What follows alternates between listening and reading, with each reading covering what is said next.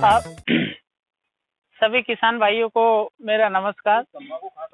मैं लेखराम गुर्जर, कृषि विशेषज्ञ, आईटीसी मिशन सुनेराकल, आकांक्षी जिला परियोजना खंडवा की ओर से आज हमारा जो है वो क्लस्टर स्तरीय प्रशिक्षण है ना का आयोजन किया गया है, जिसमें 2 गांव के किसान भाई शामिल है, आपके बांगरदा और अमोदा है।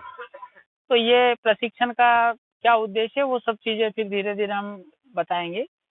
आज मेन हमारा मकसद है जैसे किसान भाइयों का खेती से संबंधित और विभागीय योजनाओं से संबंधित जानकारी देने के लिए यहाँ पे एकत्रित किया है। तो मैं आपको खेती संबंधित जानकारी, किसान भाई कैसे कम लागत में अधिक मुनाफा कमा सकते हो, कौन कौन सी छोटी छोटी बातें हैं जिनकी सावधानी रख के अपना उत्पादन बढ़ा सकते हैं, उस पर मैं चर्चा करूंगा। तो सबसे पहले हम बात करते हैं किसान भाइयों का खेती में जो मुख्य है वो है बीज। अगर हमारा बीज सही है तो स्वतः ही हमारा 20 से 30% उत्पादन बढ़ जाता है। और यहाँ पे ज्यादातर हम देख रहे हैं खेतों में किसान भाइयों द्वारा सही बीज चयन नहीं किया जा रहा है। तो मैं पहला पॉइंट जो है वो हमारा बीज है ना।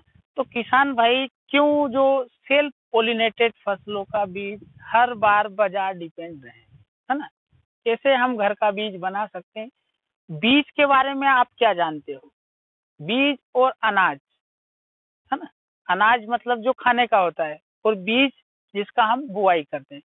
तो आप बीज के बारे में जानते हो? बीज कितने प्रकार का होता है, कैसा होता है कभी आपने सुना हो बीज है ना? जैसे ना प्रमाणित बीज, आधार बीज, प्रजनक बीज, ऐसा सुना है आपने? आप कौन सा बीज ज्यादा लगाते हो? प्रमाणित बीज लगाते। तो प्रमाणित बीज जो होता है वो ये बीज के 4 प्रकार होते हैं है ना। सबसे पहला जो होता है वो न्यूक्लियर बीज, फिर आता है अपना प्रजनक बीज जिसको ब्रीडर सीड बोलते हैं, फिर आता है ब्रीडर से फाउंडेशन, और फाउंडेशन से प्रमाणित बनता है।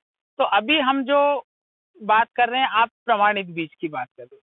प्रमाणित बीज जो है वो किसान खुद बना के और उसको देते हैं। जैसे अगर किसी ने बीज का प्रोग्राम लिया, मतलब उसको फाउंडेशन बीज मिला होगा, और फाउंडेशन का जब उसने बुआई किया तो वो बना प्रमाणित, और फिर प्रमाणित बीज कट्टियों में पैक होके मार्केट में आता है।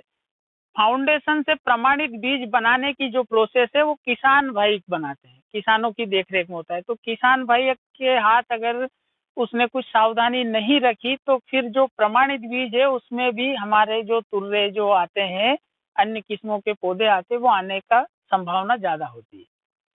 तो मेरा मतलब ये है कि किसान भाई हर बार जो 2000 का गेहूं है उसको 3500 4000 में क्यों खरीदे, क्यों है ना, 6000 तो है ना। तो 6000 का बीज या 4000 का बीज बाहर से क्यों खरीदे? क्यों ना हम खुद बीज बना ले।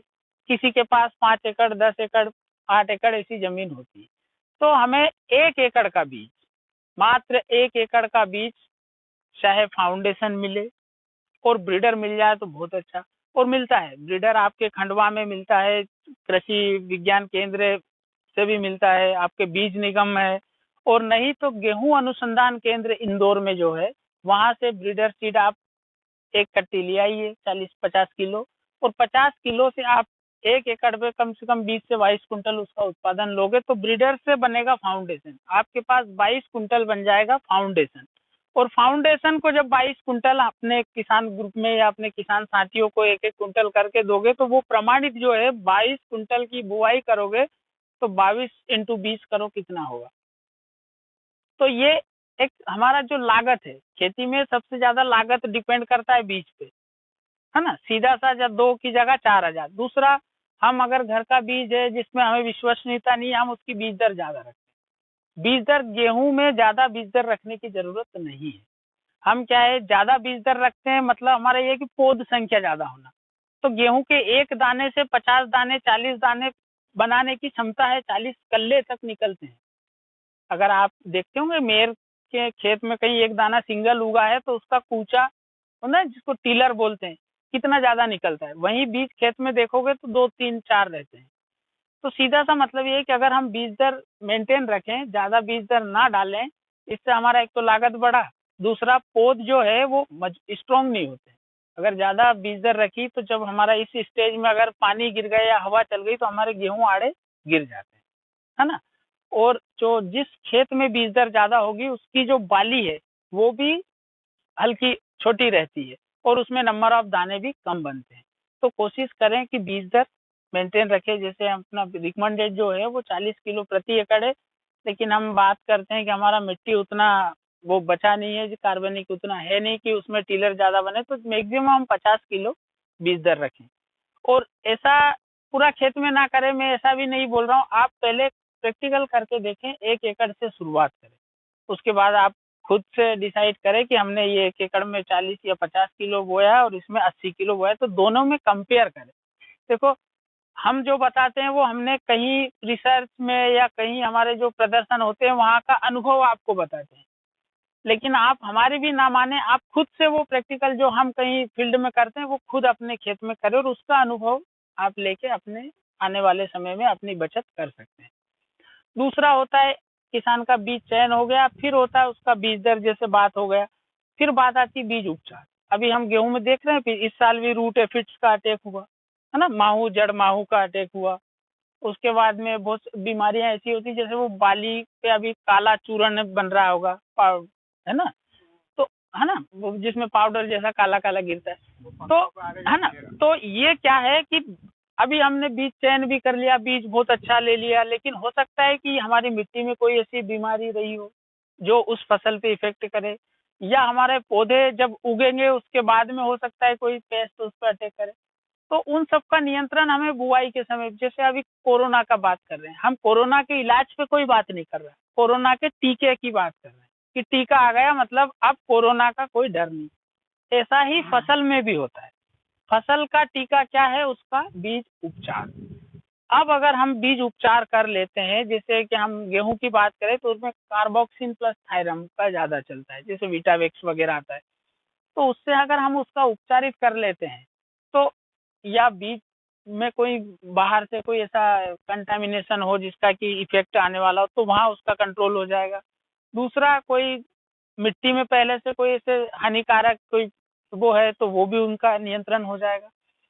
और साथ में जैसे माहू की बात करें तो उसके लिए चाहे ट्राइजोफास हो या इमिडाक्लोपिड से उपचारित करके फिर अगर हम बुआई करेंगे तो हमारी फसल स्वस्थ रहेगी, उस पर ये कोई हानिकारक प्रभाव नहीं पड़ेगा। ये हो गया हमारा बीज उपचार। फिर बोने का एक तरीका की बात है जिसमें हम बेसल डोज खाद की बात करते हैं। अभी तक जो है हम खाद कैसे देते हैं, या तो गेहूं के साथ मिला के बुआई कर देते हैं, ऐसा ही करते होंगे ज्यादातर, है ना। कोशिश करें खाद और बीज को अलग अलग, पेटी की जो सीडी ले चलती है, सीड कम फर्टी ड्रिल, उससे उसकी बुआई करें। खाद की आवश्यकता बीज को कब होती है? जब बीज अंकुरित होता है ना। और जैसे नाइट्रोजन खाद की बात करें तो ये मूवेबल होती, मतलब ये पानी में घुला और नीचे जाता है, लेकिन डीएपी खाद जो है मूव नहीं करता है इतना। तो वो क्या है, हमें खाद और बीज अलग देना है, तो बीज से कम 1.5 से 2 सेंटीमीटर नीचे खाद को होना चाहिए, तब वो हमारे पौधे को मिलता है। लेकिन हम एक साथ दे देते हैं तो दोनों एक ही सतह पे खाद और बीज रखा होता है। जैसे ही बीज अंकुरित हुआ, जड़ क्षेत्र नीचे जाता है ना, उगते ही पौधे का जड़ कहाँ जाएगा? नीचे। तो मतलब खाद यहाँ रखा है, जड़ हमारा यहाँ चलेगा। तो जितना खाद पौधे को मिलना चाहिए उतना हमारा मिलता नहीं। तो कोशिश करें कि सीड कम फर्टी ड्रिल का उपयोग करें। दूसरा, एक और होता है कि फिर ये तो हमने कर लिया, हाँ, बुआई का कर लिया, उसके बाद में भी फिर प्रोसेस क्या होती? पानी देना। अब खाद का कितना उपयोग करना, हाँ, बीज महत्वपूर्ण है। ये जो कीट समस्या व्याधियां आ रही है उसका मूल कारण यही है। हाँ, देखो, खाद का जो रिकमेंडेड डोज है, गेहूं की फसल की बात करें तो 120, 60, 40।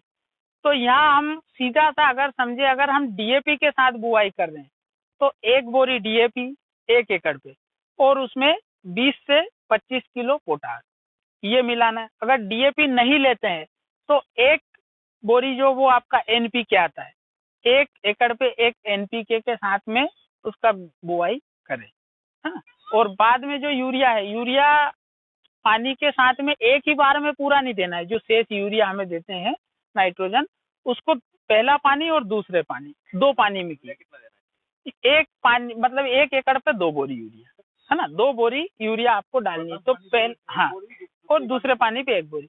और यूरिया का जो सही वास्तविक तो अगर देखा जाए तो यूरिया बारीक दाने का है, और यूरिया जो है वो बहुत जल्दी घुलता है। हम क्या करते हैं, गेहूं में पानी देने से पहले यूरिया छाट देते हैं, तो जैसे ही पानी दिया तो यूरिया क्या है, तुरंत घुला और लीच हो जाता है। अब गेहूं का जड़ सेंटीमीटर, जड़ मैक्सिमम होगा 3 सेंटीमीटर, लेकिन नमी जो पानी जहां तक जाएगा यूरिया मतलब वहां उतर गए। तो पानी से पहले अगर यूरिया देते हैं तो ज्यादातर यूरिया क्या होता है, जड़ क्षेत्र से नीचे घुलकर उतर जाता है। वहीं अगर हम पहले पानी दें और उसके बाद में अगर हम यूरिया छींटें तो वो जो है हमारे पौधे को ज्यादा मिलेगा, उसका है ना ज्यादा इफेक्टिवनेस रहेगा, और ज्यादा दिन तक उसका, लंबे समय तक वो पौधे को अवेलेबल होता रहेगा। तो ये करें।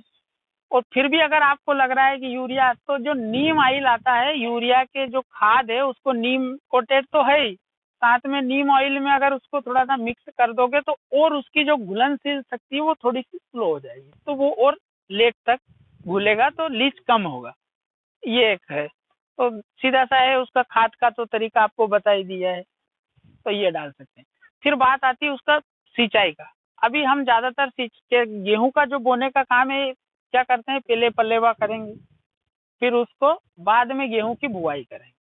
तो गेहूं के खेत में कोशिश करें कि सूखे में बुआई करें। सूखे में बुआई करने से क्या होगा, एक तो हम जितना बीज डालेंगे 100% एक साथ उगेगा, अंकुरन एक साथ होता है ना। हाँ, नहीं, कहीं कहीं क्या होता है कि वो पहले पलेवा करते हैं, फिर उसके बाद बुआई करते हैं, फिर गेहूं उगेंगे, फिर उसके बाद 10-12 दिन बाद पानी देते हैं। तो ऐसे में क्या होता है कि एक तो हमारा बीज उगता नहीं है पूरा, क्योंकि हम जब पलेवा देते हैं उसका 30% नमी टूटेगा, उसके बाद हम उसमें बखर चलाएंगे, फिर 10% नमी टूट जाएगा बखर चलाते करते, मतलब 50% नमी में हम उसकी बुआई करते हैं। तो ऐसे में क्या होता है कि बुआई करते करते खेत के कुछ दाने तो सूखे में रहते हैं और कुछ नमी में होते हैं। तो जो नमी है वो दाने उगते हैं, शेष या तो कुछ मॉइस्चर पकड़ के खराब हो जाते हैं, इससे फिर हमारा जो है खेत में पौध संख्या डिस्टर्ब हो जाती है।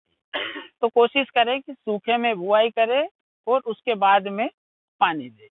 तो ये गेहूं में सही तरीका है। और रही बात बीज चयन की, तो बीज चयन में आप बीज सही लीजिए। अगर आप खबड़ा जिसको बोलते हैं, जिसमें मिक्सअप हो, मतलब बीज का मतलब ये नहीं कि एक समान दाना दिख रहा है उसमें कोई अन्य किस्म का नहीं होगा, है ना। तो बीज की विश्वसनीयता हमें या तो पिछले वर्ष किसी का खेत देखा हो, जिसका हम है ना किसी पड़ोसी से, गांव में एक किसान से दूसरे किसान बदलते हैं, तो खेती में जो है महत्वपूर्ण बीज है हमारा, है ना। ये हो गया आपका, खाद का हो गया। सिंचाई प्रबंधन गेहूं में वैसे तो हर 20 दिन में पानी होना गेहूं, तो उसको जैसे अगर आपका 4 की पानी की कोई किस्म है, जैसे 2 तरह के गेहूं चलते हैं हमारे, एस्टिवम और ड्यूरम, जो दलिया थुली और रोटी वाले। तो जो दलिया थुली वाले हैं उनकी जो उम्र है वो रोटी वाले गेहूं की तुलना में ज्यादा उम्र है। तो मतलब ये, अगर रोटी वाले गेहूं जो है वो 4 पानी में आ रहे हैं तो उनको 5 पानी लगता है। तो जो 4 पानी वाले वो हर 20-20 दिन पे दोगे तो 80 दिन तक, है ना। और ऐसा जो जिनका दलिया थुली वाले, जिनको चाहे पूसा तेजस हो गया आपका 322, ये जो है इनकी उम्र ज्यादा है, तो इनको 5 पानी लगता है। तो ये 20-20 दिन के अंतराल पे पानी आप देना है।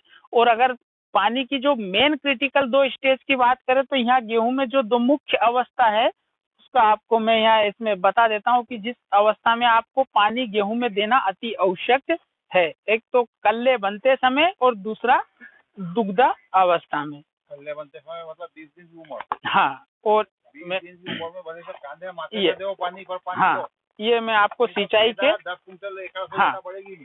मैं आपको बता रहा हूँ, ये इस मॉड्यूल में ये सिंचाई की मुख्य अवस्था है। वैसे तो हमें क्या, ये अलग अलग पार्ट में 5 सिंचाई बांट रखी है, जिसका अंतराल 20 से 25 है ना दिन अलग अलग बांट रखी।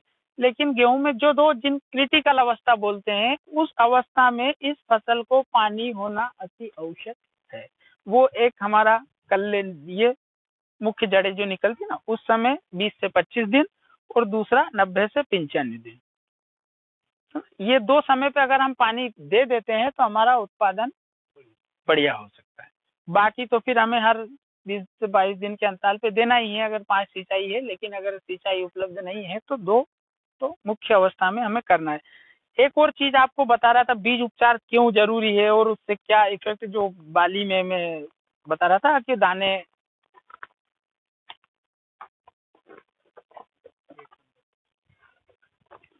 ये देखिए, ये इस तरह से कहीं आपको दिख रहा है क्या खेत में? इस तरह से गेहूं में धब्बा रोग, जिसको ये पाउडर फॉर्म में हो रहा होगा, अगर उसको मसलोगे तो ये पाउडर है ना, है? हाँ, तो अगर ये है तो इसको पौधे को ही उखाड़ के फेंक दे। अगर ये आपने ले भी है, हर बाली पे है, तो आप ध्यान से देखिए, ऐसा ही अगर दूर से देखेंगे तो जो ब्लैक माहू है वो भी ऐसा ही दिखता है, लेकिन उस ये पाउडर होगा, अगर पाउडर जैसा है तो ये रोग है, लेकिन अगर माहू है तो वो फिर इमिडा से अपन उसको कंट्रोल कर सकते हैं। ये उसका गेहूं का कंट्रोल हो। ये तो जब हम करनाल बंट बोलते हैं, जिसको जब बाली पूरी तरह से जब हम थ्रेसिंग करते हैं ना, तब हमें ये दिखता है। दूसरा, अगर आपको कहीं खेत में ये रतुआ पीला ये दिख रहा है कहीं आपके आसपास, है ना, कोई बड़ी दूधी है खेत में, गेहूं के खेत में, हाँ, अगर हो तो उसके उखाड़ के फेंक दीजिए। और अगर कहीं पौधे पे ये वाला रोग आपको अगर दिख रहा है तो ये पौधों को उखाड़ के खेत में गाड़ना है, गाड़ना है। ऐसा नहीं कि खेत से उखाड़ा और मेर पे फेंक दिया। अगर मेर पे फेंकोगे तो इसके स्पोर उड़कर हवा में दूसरे पौधों पे जाएंगे, तो ये एक से पूरे खेत में फैल सकता है। तो ये अगर आपको कहीं लगे तो इसको उखाड़ के जमीन में गाड़ दीजिए, ताकि ये हवा में और ना फैले। हाँ, जिसको गेरवा बोलते हैं ना। हाँ, दूधी में क्या होता है कि ये दूधी पे ही होता है मेन, उसके बाद फिर ये, हाँ, फिर गेहूं पे आता है। तो इसीलिए गेहूं के खेत में क्योंकि वो एक समय का है। दूधी भी जो है खरपतवार, वो रबी का और मुख्य खरपतवार है ना, ज्यादातर खड़ी दूधी। लेकिन अभी क्या है, जो 2,4-D और ये चल रहा है ना वीडीसाइड, इससे वो खत्म हो गई। नहीं तो एक समय पे ये बहुत ज्यादा हम पशुओं को खिलाने के लिए इसी का इस्तेमाल करते थे ना, इसी का करते थे। हाँ हाँ, पर अब ये वीडीसाइड आने से ये चौड़ी पत्ती वाले होते ही नहीं है। तो सभी को पुनः धन्यवाद, आप लोगों ने जो समय दिया इसके लिए मैं आपका आभारी हूँ। लेकिन आप ये जो बताई बातों का अगर आप अपने खेत में, अपने उसमें अगर करोगे तो ये हमारे लिए बहुत गर्व की बात होगी और हमारा जो मिशन है वो सार्थक होगा। धन्यवाद किशन भैया।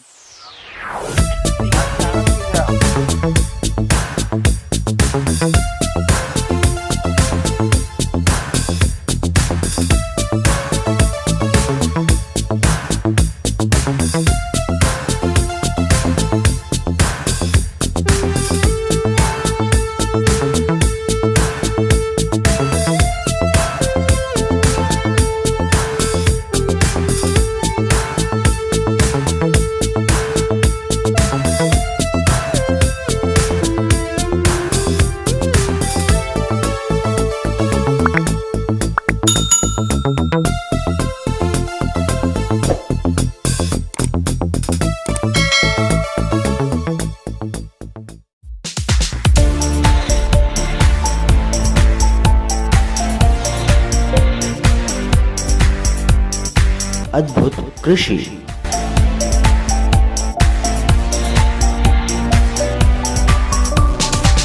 अद्भुत कृषि।